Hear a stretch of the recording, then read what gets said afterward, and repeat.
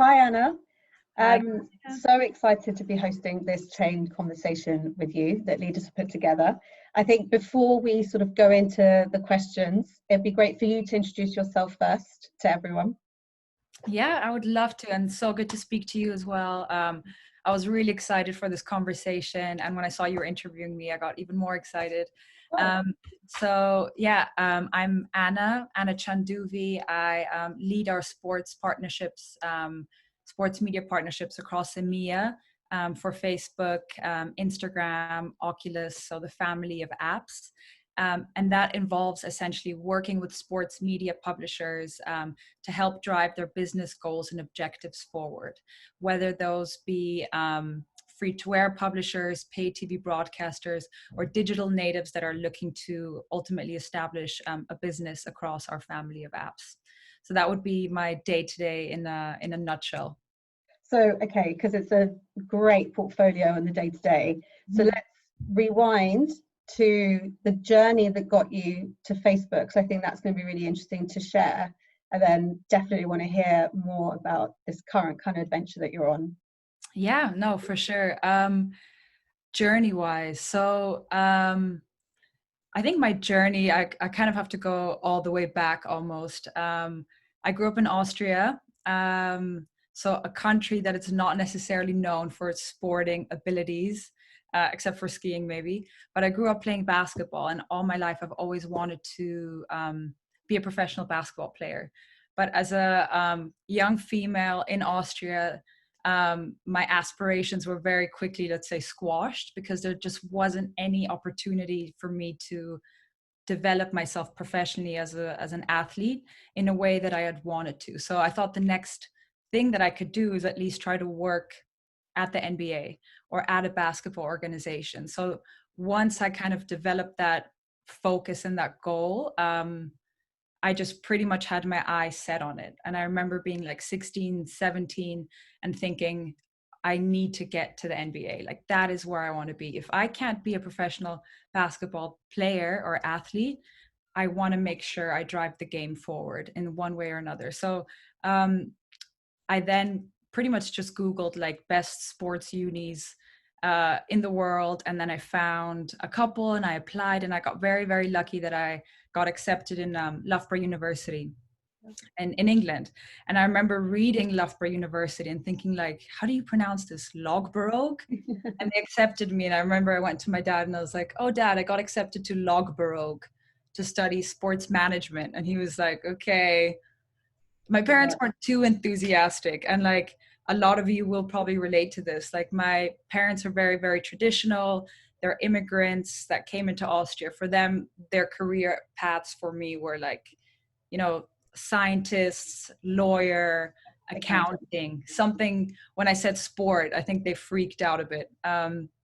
So got to Loughborough, and then from there, I just did everything I could to build up my CV to get into the NBA. And I remember just the NBA had this careers website that had like 100 different job postings from all the different positions across different teams to different levels of seniorities to different internships. And I remember just always scrolling through that website on a weekly basis as a student and thinking like, oh, I would love to work for the Miami Heat, or I would love to live in LA and work for the Lakers. So it kind of started like that. And then I played basketball at the university as well. And I continued building up my CV by doing a lot of volunteering. And then long story short, went to Michigan, applied for an NBA internship based in New York, but got a role in London. And then started my sports career then, I would say. So I started as a communications intern working at NBA in London, but after a couple of weeks, I moved onto the media distribution team, and then from there worked with a team to help sell NBA rights, TV rights across the EMEA region. My role back then was very research based and really looking at how can we create these packages to drive the most value for the NBA, but also for the broadcast partners within the region. And I think I started that internship not knowing anything about rights or the media landscape. And I finished having quite a good understanding of who the key players and broadcasters were. So in hindsight, I'm very, very glad that I did switch to media. And then I did that in between my studies. Went back to Loughborough to do my final year, which was so painful because after you've gotten a sweet taste of the working world and going to events and basketball games, and I remember going to an NBA game and just my mind being blown and standing by the sideline and just looking around and hearing the music and having one of those lanyards on and I was holding it and I was looking at it and I was like, I can't believe I'm here. Like I remember just did you want to be on the court? Yeah, like standing on the court and seeing the athletes walk by, and yeah, just thinking like, whoa, this is crazy. I can't believe this is my life. Like really just having one of those insane moments. And I kind of going from there to into a lecture room and having to write your dissertation is a bit of an anticlimax. It was interesting because I find it really interesting what you're saying about, because when you were at Loughborough doing basketball, you know, obviously basketball is huge, you know, in the UK. I'm assuming we're similar ages. It probably wasn't the assumed sport. So I imagine also you were probably one of the few, probably females as well, that was so, you just sound like you were so determined about basketball because you played it, you had that foundation, but then you also knew, okay, well, if I'm not going to play it, I want to be involved in it somehow.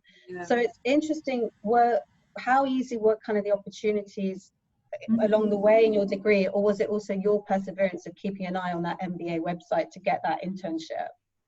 I think that's a good question. I think it was a mix of both.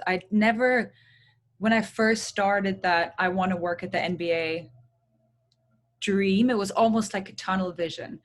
And I didn't know what I was going to do. I didn't even know the type of jobs that existed until I just kept scanning that website. So I realized very quickly that no one was going to hand me anything. I needed to build my own story, not even CV, but what is my story going to be when I one day interview at the NBA? How am I going to prove my dedication and commitment to wanting to grow the sport? And how can I show them that I'm the type of person they want at their organization? So I did everything from being the secretary of the men's basketball team to getting a refereeing certificate to teaching at children's basketball camps. Like any basketball thing that I could get on my CV as a student, I would be after it. Like no one was stopping me there. So I remember when it was time to apply for a lot of those internships, this might sound a bit stalkerish, but I would literally Google HR director, NBA, and just like FedEx my CVs to her. So it was almost borderline psycho, but I just had this energy, determination. It was that I couldn't, it was like coming out of me. It was really hard to control. And so then from there I was at the NBA and I was one of the youngest interns. And I was the only one still enrolled in university. All the other interns were already done. That was their second internship.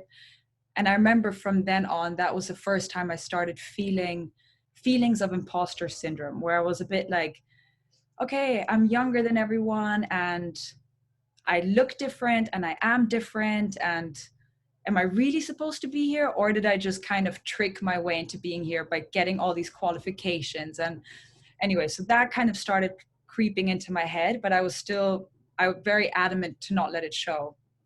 And the head of our media team at the time, Dan Markham, he then went on to join beIN Sports, and I stayed in touch with him, and he was very much of a mentor to me during my time at the NBA. So when I went back to Loughborough to finish my degree, he was started at beIN, and he pretty much just took me on board to join beIN Sports, and he said, I'm setting up this central office for beIN in London. And I want you to help drive our acquisitions process and our centralized acquisition strategy.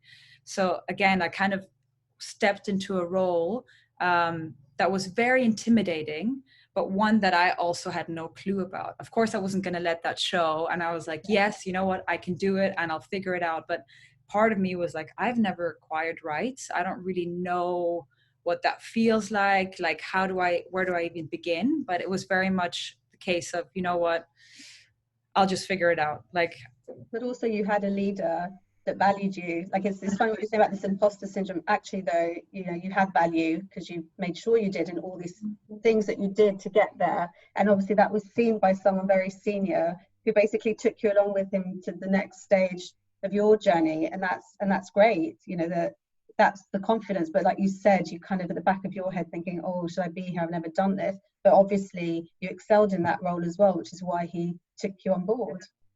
yeah, I guess, no, it's true. I'm very, very thankful to him. And you're right. Like, I need to, yeah, it's good to see it that way, because at the end of the day, I read a quote that I really liked. It's, the opportunities that are presented to you are earned by you as well. Like, nothing is given to you for the sake of it. No one's just gonna come and say, hey, you know what, you over there, just come here and do this thing, unless they see some kind of potential. And I'm very grateful to Dan for seeing that drive and that enthusiasm in me. And he also gave me a lot of responsibility, a lot of autonomy. And so most of the learning that I did around the business was through learning by doing. Basically, I was always pushed into how do you say, the deep waters. Sink or swim. Exactly. As really, Yeah. if I think of my career, like, I would literally say the sink or swim is kind of the way that I've progressed. And Dan actually gave me two really valuable pieces of advice early on that I still have. The first one is, if something doesn't make you uncomfortable, it's not worth doing. And he was actually the one that took me from my comms role when I was an intern and placed me into his media team. And I remember back then I was a bit like, well, I've always really wanted to do comms and marketing. I don't really know about this media thing, and it seems a bit daunting. And I'm kind of laying all my cards on the table here. I don't really like math, and I thought there was a lot of math involved. So that kind of made me a bit like, I just didn't feel like a media person. Yeah. And he said to me back then, if something makes you uncomfortable and you get that eek feeling, that's when you know that you just have to go after that opportunity head first. And I think that I really internalized that. And I say that to myself a lot of times, whether it's I go onto a stage to like present something, or I'm trying to convince a partner to follow a certain strategy or whatever it is, and I feel that level of uncomfort, I think back to what he said around, that is that feeling that you're looking for, which is a bit ironic. And it kind of it's reframing it in a way, right? Instead of being like afraid of that little butterfly, you're actually like, yes, that butterfly is coming. That means, go get it. yeah, I'm doing the right thing. So and the second thing he said to me was, always ask, it's better to ask for forgiveness than permission. So also he just pushed me to kind of get outside of my comfort zone. And one of the, I don't think I was ever very timid, even though on the inside I was a bit, I might have had self-doubt in certain moments of my career. I was very conscious to not let that show. But I would always err on the side of caution and ask, like, is it okay to do this? Can I go speak there? Can I go do that? And an opportunity presented itself to me that I could not say no to, which was speaking at the UN, at the World Trade Organization, around the different trends and the sale of audiovisual sports content, which is a form of international trade, interestingly. And I thought to myself, okay, this is a once in a lifetime opportunity. I'm getting that major butterfly. So all the signs are there. I have to do it. And there was a number of reasons why I was then not able to do it without getting into too much detail. But Dan basically said to me, like, you know what, just go for it and then apologize after. So I really, really appreciated that. And do you think, I mean, it sounds like you said, a great mentor. But then do you think the self-doubt that you were saying along the way, was that sometimes maybe also as a result of maybe leaders that you had, or that was all you sort of internalizing and thinking, wait, what am I doing here? Yeah, I think I've always been lucky with leaders because, and from my peers and mentors that I've spoken to, a lot of them have had bad leaders or bad managers or managers that have made mistakes. Not that anyone is inherently bad, just people make mistakes, and some styles don't fit to everyone. I've never had that. I've always had a good relationship with everyone that has managed me. It's more so that it comes from myself.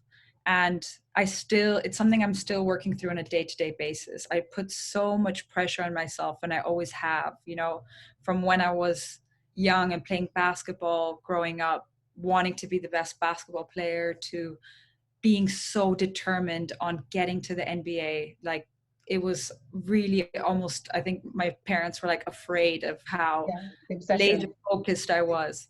Yeah. And I just always put that type of pressure on myself. And I'm very competitive. I've always have been when it comes to sports. Like, people hate playing cards against me because I'm a very bad loser. I'm working on it. But then how are you as a leader then? Because if you're so hard on yourself, like, how are you with your team? So taking along the way that journey and some of these learnings, that sounds like you've taken some great learnings from leaders and mentors. But if you're so hard on yourself, how do you manage that with the people that report into you? So my approach to leadership, I would say, is I'm never harsh with people that I work with.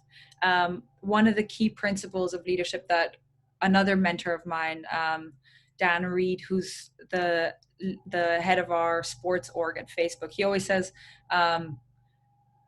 team first and team health first. So basically putting your peers and your colleagues and their needs as the number one priority. Because if people are unhappy in their personal lives at home and they don't look after their own personal needs, they will never really truly show up at work and be able to give their authentic self and their drive and their energy to the work that you want them to do. So I always find it so much easier to practice empathy and patience in a work situation with a team that I'm leading, or in a project that I'm working on, or with peers that I'm working with, than on myself. And I'm sure a lot of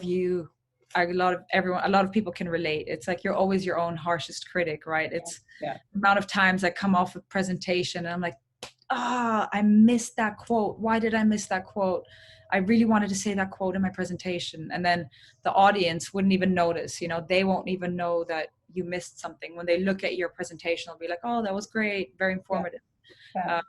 There's a perfectionist. There's always something. There's always something. Yes. Yeah, there is.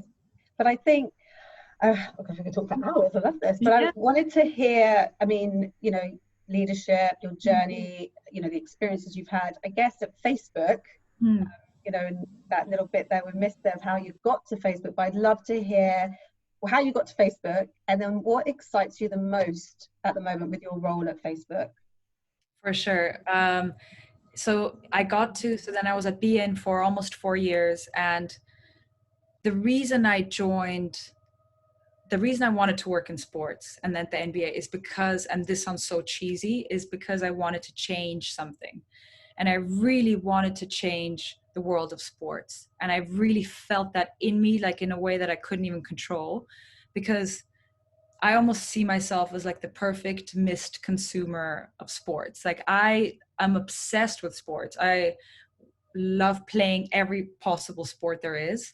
I just never really became a fan of a team. I never really watched sports. I didn't pay for sports. I wasn't into the sports culture. At a lot of sports networking conferences, people talk about their favorite football clubs, and I felt like I could never join that conversation. I remember doing a lot of like research on like, what are the rankings before I went to a meeting so I could like have small talk with people. Yeah. So when I reflected on that experience, I thought, okay, well, there must be other people like me out there that just haven't really connected with the product that we call sports. So that was my motivation behind even wanting to work at the NBA and then at BN. And then ultimately what brought me to Facebook, I saw a role opening in sports media. And from an early on stage, I really saw the opportunity that social had around democratizing sports by bringing people together and allowing other people to access sporting content or their idols, or cementing their passions, or connecting with other fans in a way that you otherwise wouldn't be able to do. Yeah. So I thought, if I really want to kind of continue on my purpose, my gut tells me this is where I need to go. And it's so hard to say, like, yes, I always had that drive and determination, but it was almost led by my internal gut feeling too. Like, is this a role where I feel like I can live my true authentic self and continue the vision that I had for myself? The reason that I even started this, I think it's so important to always go back to that, because that's where your passion and your energy comes from. And that is also what excites me in my role at Facebook today is I would say, actually, number one, what excites me a lot is the people that I get to work with. You know, most of us, or 99% of us in the sports team, have never really worked in tech before. Right. So we're all kind of trying to I heard an analogy and I really liked it. It's like when you're building the boat as you're sailing. So all of us, we're trying to like figure out this thing, and we're trying to figure out how product works, and how do we add value to the wider industry. But being surrounded by such ambitious and intelligent people, I feel makes you more driven, and makes you more humble, and makes you more driven, and you just learn from that environment. So that is definitely very exciting. But I'd say the main thing, which kind of goes back to what I was saying initially, is being able to really drive impact. You know, we get to work with athletes, clubs, federations, broadcasters. Like, I almost see our role in how do we help bring the whole industry forward into the 21st century. You know, how do we, from production to fandom, to how people engage with products and merchandise, to how people purchase OTT passes, or consume content. I think there's so much that we can do for the industry as a whole. And I feel in my heart that I'm in the right place to be able to drive that type of change.